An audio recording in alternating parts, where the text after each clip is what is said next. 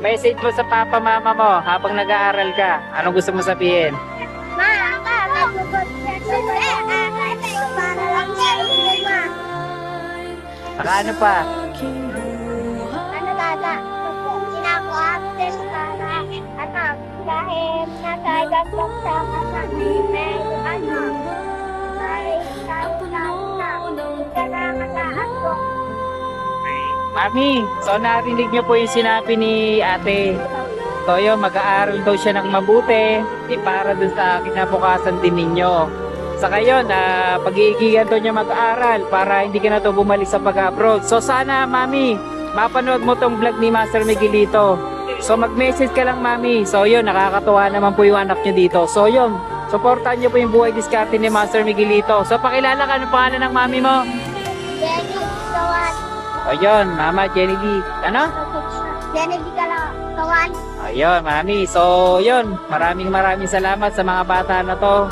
So, mag-aaral kayo mabuti para pagdating ng panahon, meron kayong magandang kinabukasan. So, yun. Bye-bye. God bless. Mag-aaral kayo mabuti, ha?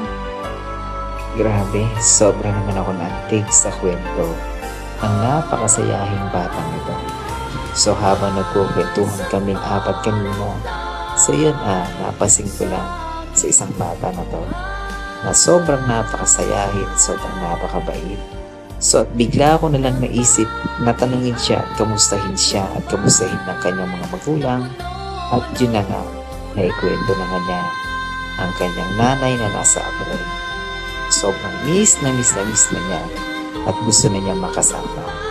Alam nyo, nakakaantig ng puso, no?